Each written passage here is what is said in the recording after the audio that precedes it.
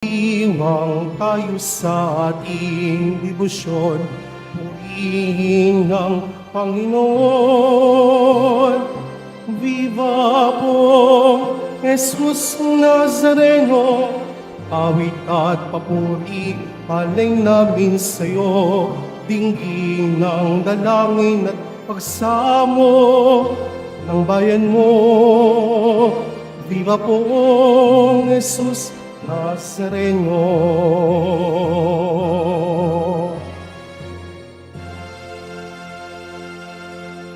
Simulan natin ang ating pagdiriwang sa ngalan ng Ama at ng Anak at ng Espiritu Santo. Amen. Ang pagpapala ng ating Panginoong Hesukristo, ang pag-ibig ng Diyos Ama at ang pakikipagkaisa ng Espiritu Santo naway sumainyong lahat. At sumaiyo rin. Sa Ebanghelyo, matutunghayan po natin ang paglapit ng isang lalaki na may karamdaman, bingi at utal. Tayo ay dumudulog sa Diyos, hingin natin sa Diyos ang kagalingan para sa ating mga sariling karamdaman. Panginoong Jesus, sa mga pagkakataong hindi kami nakinig sa iyong salita, Panginoon, kaawaan mo kami. Panginoon, kaawaan mo kami. Panginoong Jesus, sa mga pagkakataon na kami ay nagkait na magsalita ng pagmamahal, ng pag-aaruga sa aming kapwa, Kristo, kaawaan mo kami. Kristo, kaawaan mo kami. Panginoong Jesus, sa pagkakataon na kami ay nakapanakit ng aming kapwa dahil sa aming mga binigkas na salita, Panginoon, kaawaan mo kami. Panginoon, kaawaan mo kami. Kaawaan tayo ng makapangyarihang Diyos, patawarin tayo sa ating mga kasalanan at patnubayan tayo sa buhay na walang hanggan. Amen. Manalangin tayo. Ama naming makapangyarihan, pinasapit mo sa mga bansa ng silangang Europa ang liwanag ng mabuting balita noong ito'y ipangaral ng magkapatid na San Cirilo at San Metodio. Ang aming buong pagkatao ay mapuspos nawa ng liwanag ng kabatiran tungkol sa iyong salita. Kami naway maging sambayan ng nagniningning sa ganap na pagkakaisa, sa matapat na pananampalataya at maaasahang paninindigan. Sa pamamagitan ni Hesukristo kasama ng Espiritu Santo, magpasawalang hanggan. Amen. Magsiupo muna ang lahat. Pagbasa mula sa aklat ng Henesis. Ang ahas ang pinakatuso sa lahat ng hayop na nilikha ng Panginoon. Minsay, tinanong nito ang babae, "Totoo bang sinabi ng Diyos na huwag kang kakain ng anumang punong kahoy sa halamanan?" Tumugon ang babae, "Hindi naman. Ipinakakain sa amin ang anumang bunga sa halamanan, huwag lamang ang bunga ng puno na nasa gitna niyon.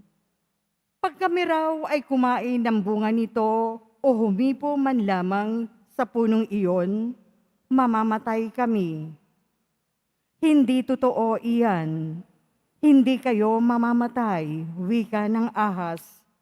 Gayon ang sabi ng Diyos, sapagkat alam niyang kung kakain kayo ng bunga niyon, magkakaroon kayo ng pangkaunawa. Kayo'y magiging parang Diyos. Malalaman ninyo ang masama at mabuti. Napakaganda sa paningin ng babae ang punong kahoy, at sa palagay niya'y masarap ang bunga nito. Nabuo sa isipan niya na mabuti ang maging marunong, kaya't pumitas siya ng bunga at kumain. Kumuha rin siya para sa kanyang asawa, kumain din ito. Nagkaroon nga sila ng pagkaunawa matapos kumain. Noon nila na lamang sila'y hubad, kaya't kumuha sila ng mga dahon ng igos, pinagtagni-tagni at ginawang panakip sa katawan. Pagdadapit hapon, Narinig nilang naglalakad sa halamanan ang Panginoon. Kaya't nagtago sila sa kahuyan. Ang salita ng Diyos. Salamat sa Diyos.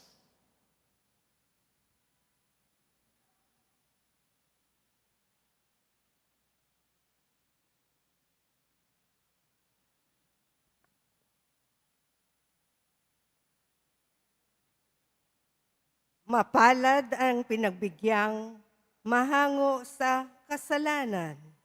Mapalad ang pinagbigyang mahango sa kasalanan. Mapalad ang tao na pinatawad na yaong kasalanan at nalimot na rin ang kanyang nagawang mga pagsalansang. Mapalad ang taong sa harap ng puon ay di naparatangan, dahilan sa siya ay di nagkasala at hindi nanlinlang. Mapalad ang pinagbigyang mahango sa kasalanan. Ako ay lumapit sa iyong harapan at salay inamin ang aking ginawang mga pagsalansang di ko inilihim. Pinagpasiyahan kong ang lahat ng ito sa iyo'y idaing at aking natamo ang iyong patawad sa sala kong angkin. Mapalad ang pinagbigyang mahango sa kasalanan. Ang lahat ng tapat sa panahong gipit dapat manalangin upang bumugso man ang malaking baha ay di sila abutin.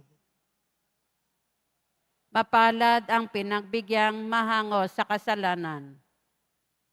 Kublihan ko'y ikaw, ikaw ang sasagip kong nababagabag. Aking aawitin ang pagkakalinga at yung pagliligtas. Mapalad ang pinagbigyang mahango sa kasalanan. Magsitayo na po ang lahat.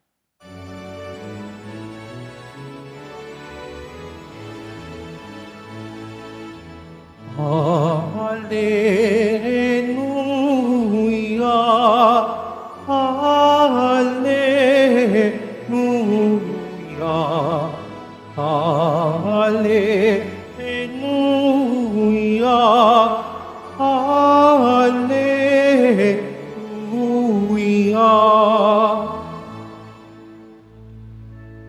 Kami iyong pangaralan upang aming matutuhan ang salitang bumubuhay. Hallelujah, Hallelujah, Hallelujah, Hallelujah.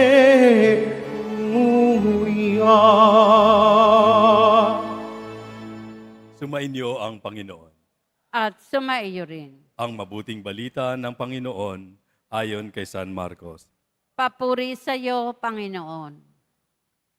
Noong panahong iyon, pagbabalik ni Jesus mula sa lupain ng Tiro, dumaan siya sa Sidon at nagtuloy sa lawa ng Galilea, matapos tahakin ang lupain ng Decapolis. Dinala sa kanya ang isang lalaking bingi at tutal at ipinamanhik nila na ipatong sa taong ito ang kanyang kamay. Inilayo muna siya ni Jesus sa karamihan at isinuot ang kanyang mga daliri sa mga tenga nito. Pagkatapos, lumura at hinipo ang dila nito. Tumingala si Jesus sa langit at nagbuntong hininga at sinabi sa tao, Ephata, ibig sabihin, mabuksan. At nakarinig na ito, nawala ang pagkautal at nakapagsalita na ng malinaw.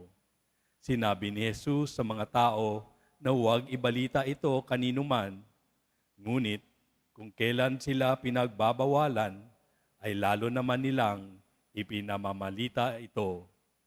Sila'y lubhang ng gilalas at ang wika, anong buti ng lahat ng kanyang ginawa? Nakaririnig ang bingi at nakapagsasalita ang pipi. Ang mabuting balita ng Panginoon. Pinupuri ka namin, Panginoong Heso Kristo. Magsiupo muna ang lahat.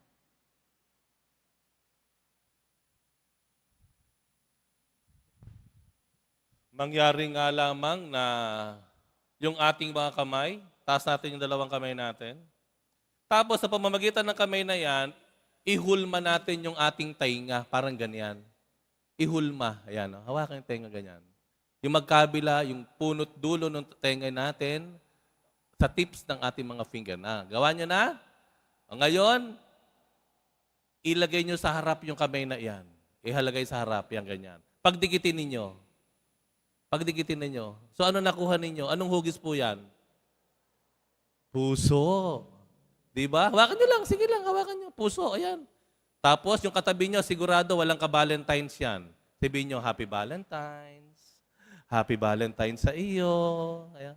Wala kang jowa. Ayan. Ako na lang ang ka-Valentines mo. Ayan. Pansinin nyo po, ano? Malamang.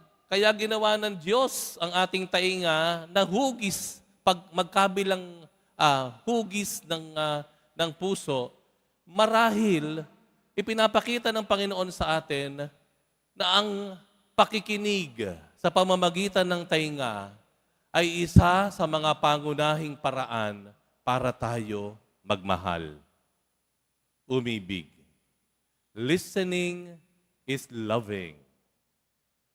Kaya kung titingnan natin yung ebanghelyo, mayroong lalaking inilapit kay Jesus upang kanyang pagalingin. At ano ang karamdaman ng lalaki?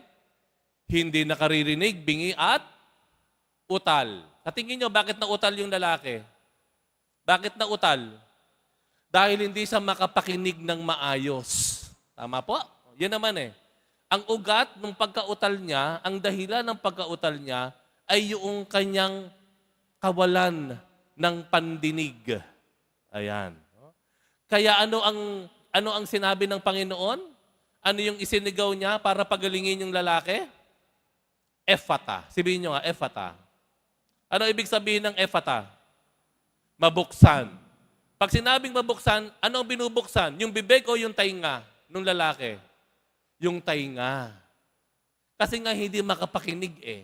Nakakapagsalita naman, utal nga lang, hindi maliwanag. Kasi hindi malinaw o walang marinig. Kaya pansinin niyo po, ang pinagaling ni Jesus sa Nazareno ay yung kanyang pagkabingi. Mabuksan ka.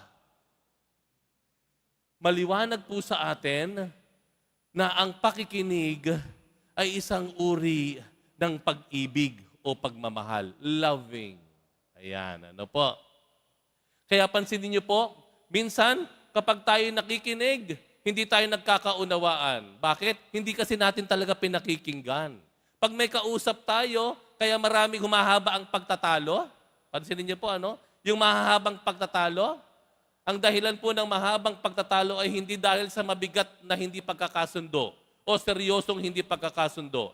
Ang isa sa mga pangunahing dahilan kung bakit humahaba ang pagtatalo o humahaba ang pag-aaway dahil walang gustong makinig doon sa kabila. Yun po ang dahilan nun.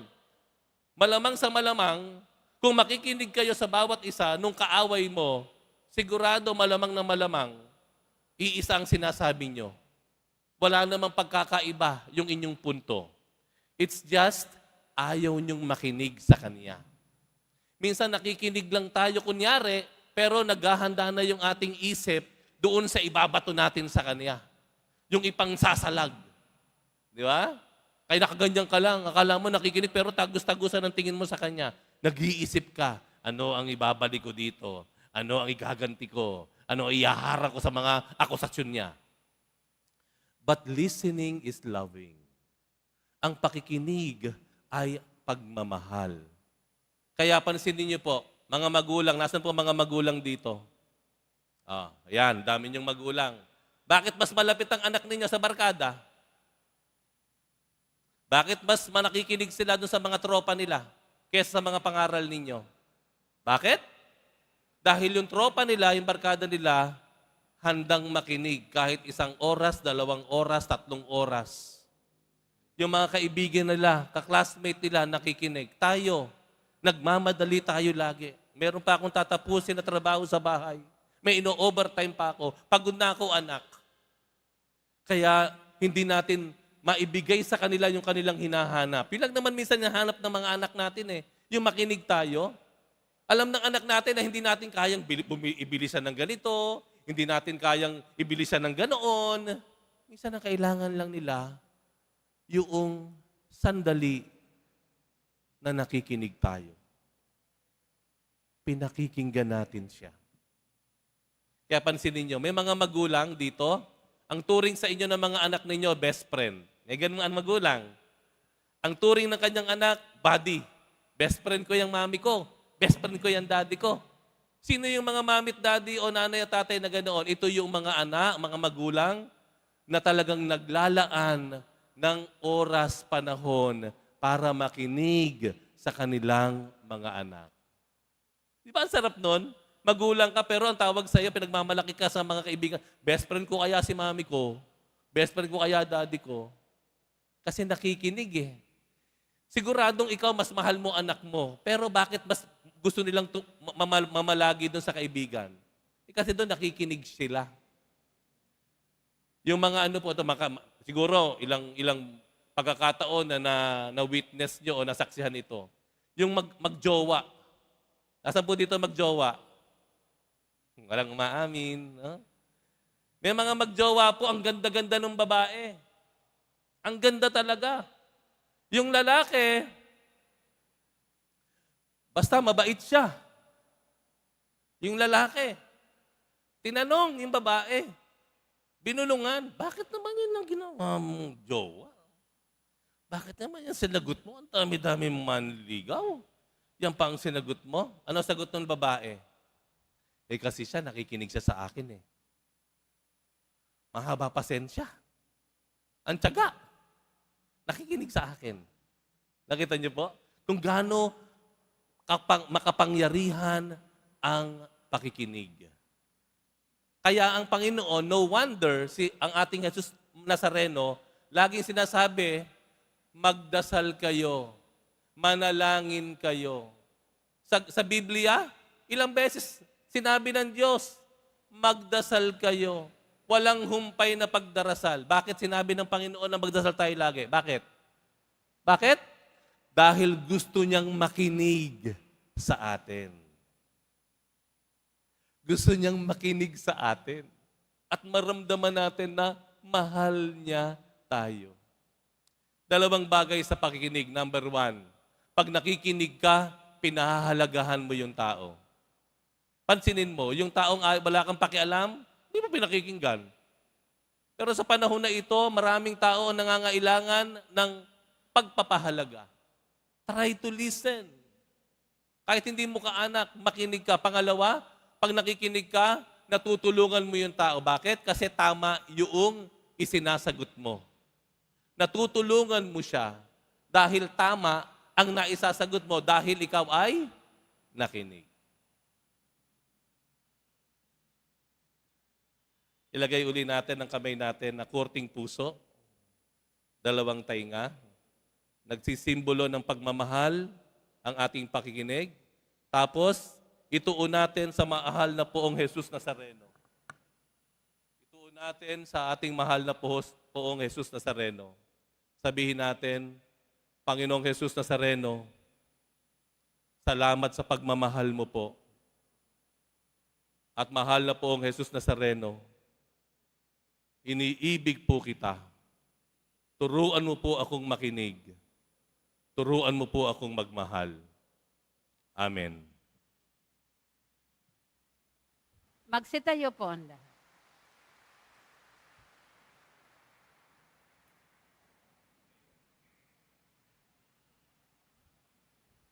Minamahal ko mga kapatid, at tunghayan natin sa Ebanghelyo si Jesus na tumugon sa pangailangan ng bingi. May pananalig tayong manalangin sa Diyos Ama upang tumugon siya sa ating mga pangangailangan. Panginoon, pagalingin mo kami. Panginoon, pagalingin mo kami. Ang simbahan at ang kanyang mga miyembro naway maging bukas sa mensahe ng pagpapagaling ng Ebanghelyo. Manalangin tayo. Panginoon, pagalingin mo kami. Tayo naway maging bukas ang mga tenga at puso sa hinaing ng ating kapwa. Manalangin tayo. Panginoon, pagalingin mo kami.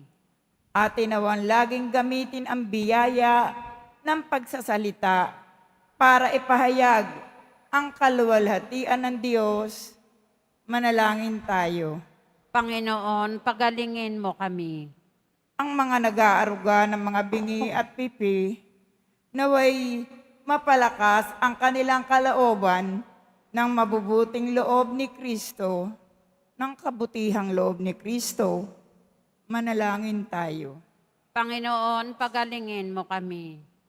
Ang mga pumanaw na ay mamahinga nawa sa kapayapaan at mga nalulumbay, naway mabigyang kasiyahan. Manalangin tayo. Panginoon, pagalingin mo kami.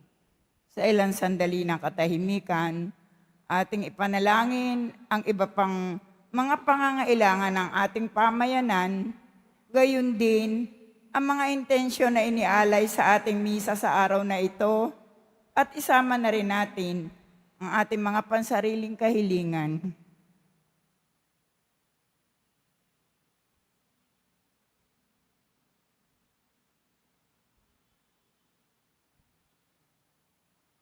Manalangin tayo. Panginoon, pagalingin mo kami. Walang hanggang Ama, hilumin mo ang aming pagkamakasarili at buksan mo ang aming mga puso sa pagtanggap ng mabuting balita ng kaligtasan. Hinihiling namin ito sa pamamagitan ni Kristong aming Panginoon. Amen. Magsiupo muna ang lahat.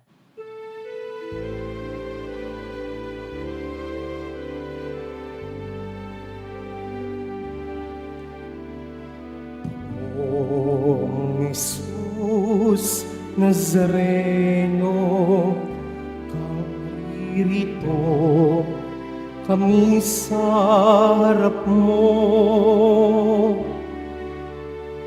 Alak at tinapay alay namin sa'yo, mula sa tangkay ng ubas at butil ng trigo, upang maging dugo't katawan mo.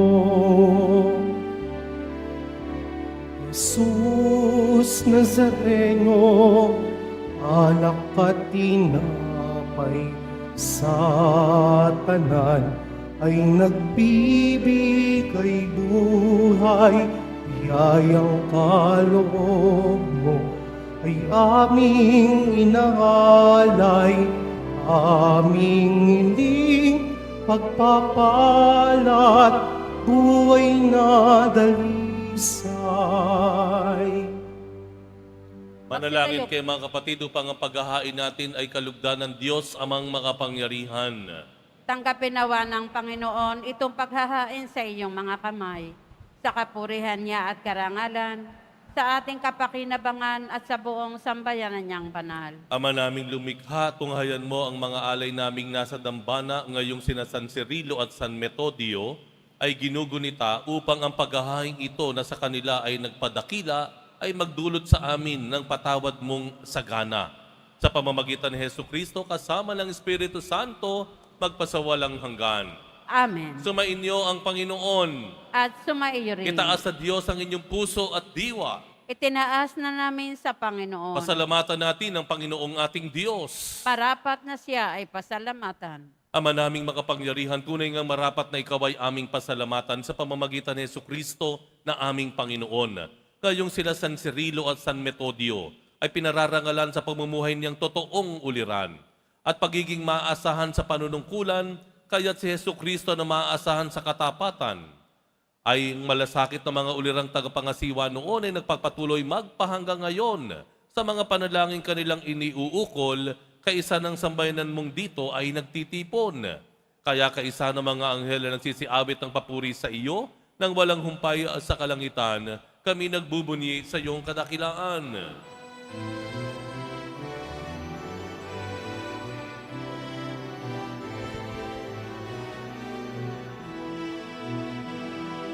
Santo, Santo, Santo, Panginoong Diyos ng mga upo,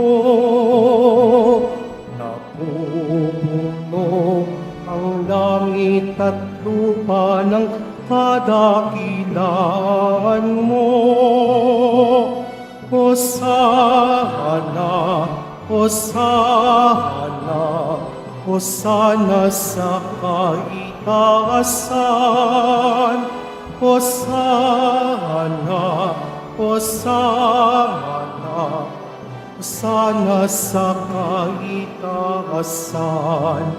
Pinagpalang naparirito sa ngalan ng Panginoon.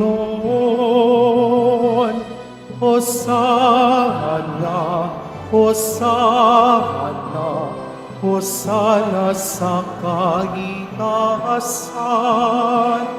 Hosana, Hosana, Hosana sa kaitaasan.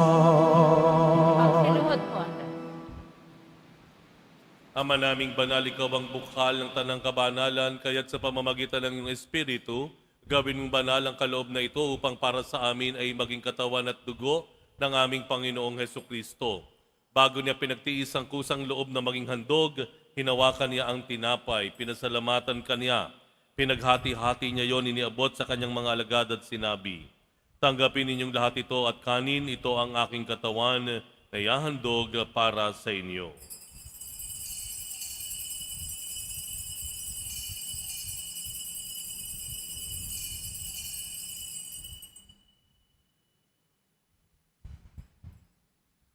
Gayun din naman nang matapos ang hapunan, hinawakan niya ang kalis. Muli kaniyang pinasalamatan, iniabot niya ang kalis sa kanyang mga alagad at sinabi, tanggapin ninyong lahat ito at inumin, ito ang kalis ng aking dugo, ng bago at walang hanggang tipan, ang aking dugo na ibubuhos para sa inyo at para sa lahat, sa ikapagpapatawad ng mga kasalanan. Gawin ninyo ito sa pag-alala sa akin.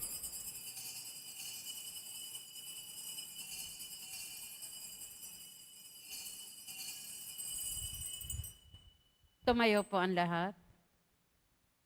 Ipagbunyi natin ang misteryo ng pananampalataya. Si Kristo'y namatay, si Kristo'y nabuhay, si Kristo'y babalik sa wakas ng panahon. Ama, ginagawa namin ngayon ang pag-alala sa pagkamatay at muling pagkabuhay ng iyong anak at iniaalay namin sa iyo ang tinapay na nagbibigay buhay at ang kalis na nagkakaloob ng kaligtasan. Kami nagpapasalamat dahil kami iyong minarapat na tumayo sa harap mo para maglingkod sa iyo.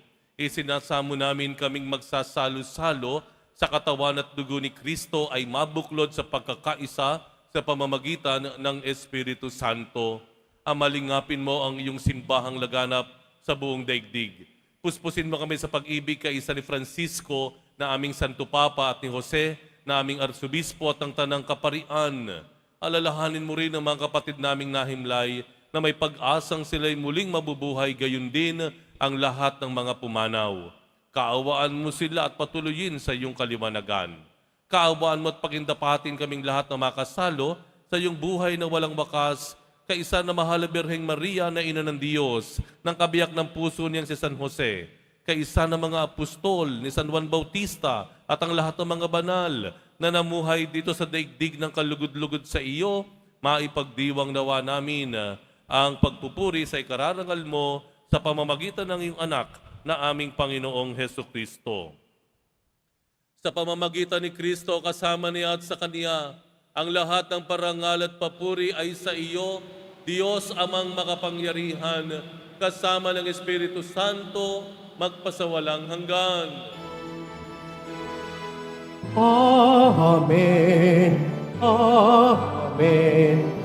Amen. Amen. Amen. Amen.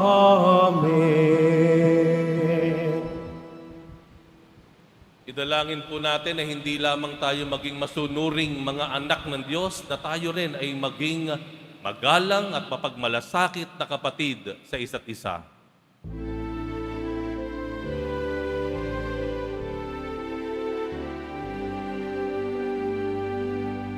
Ama namin, sumasalangit ka, sambahin ang ngalan mo, mapasa amin ang kaharian mo, sundin ang loob mo dito sa lupa para ng sa langit. Bigyan mo kami ngayon ng aming kakanin sa araw-araw.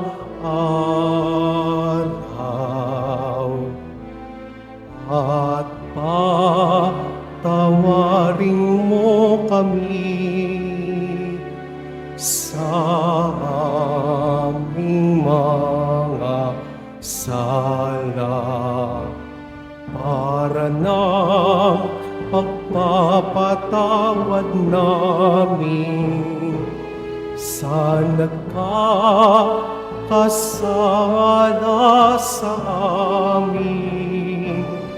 At wag mo kaming ipaintulot sa tukso, at iadya mo kami sa lahat ng masama. Hinihiling namin kami iadya sa lahat ng masama, pagkalooban ng kapayapaan araw-araw, iligtas sa kasalanan at ilayo sa lahat ng kapahamakan, samantalang aming pinananabikan ang dakilang araw ng pagpapahayag ng tagapagligtas naming si Hesu Kristo.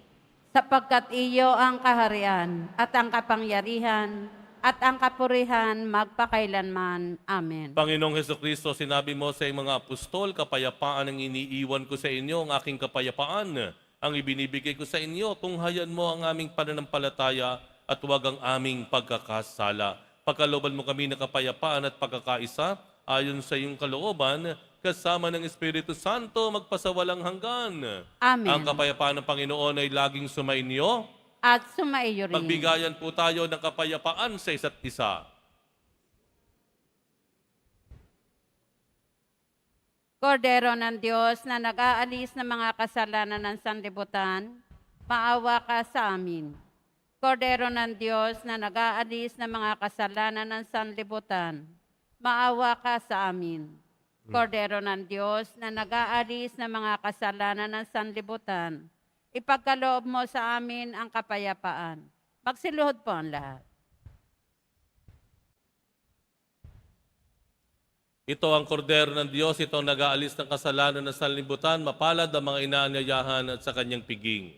Panginoon, hindi ako karapat-dapat na magpatuloy sa iyo, ngunit sa isang salita mo lamang ay gagaling na ako.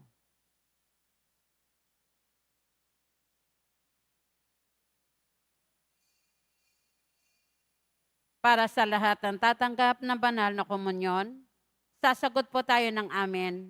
Pagkasabi ng pari o ng lay minister ng katawan ni Kristo, at isubo agad sa bibig bago umalis sa harapan ng pari o lay minister. Sumunod po tayo.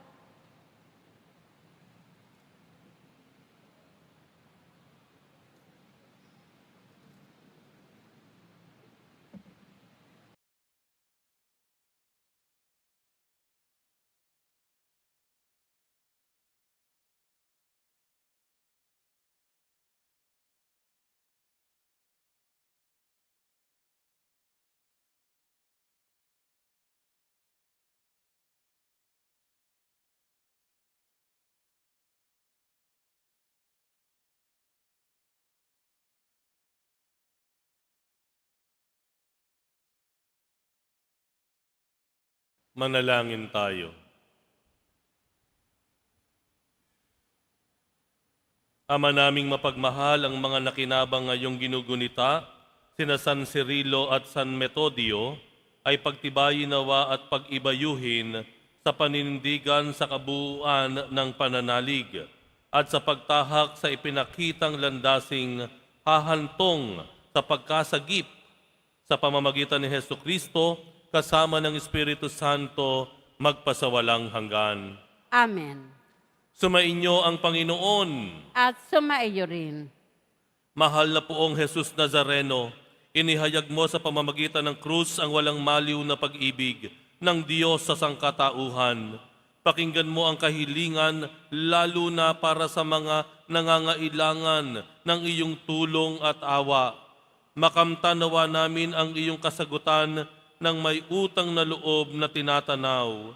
Basbasan din po ninyo itong mga imahe at dasalan upang lalo kaming manalangin at magtiwala.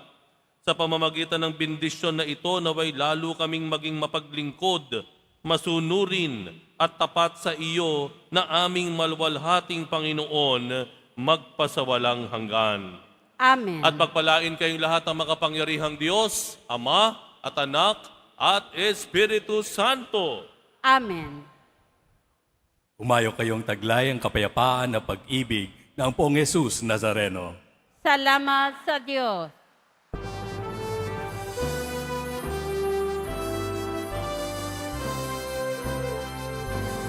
Nuestro Padre Jesus Nazareno, sinasamba ka namin. Pinipintuho ka namin. Aral mo ang aming buhay at kaligtasan. Nuestro Padre Jesus Nazareno, iligtas mo kami sa kasalanan. Ang krus mo pinamatayan ay sagisag ng aming kaligtasan. Nuestro Padre Jesus Nazareno, dinarangal ka namin. Nuestro Padre Jesus Nazareno, minulwalhati namin. Nuestro Padre Jesus Nazareno, dinarangal ka namin. Nuestro Padre Jesus Nazareno, iluwalhati ka namin.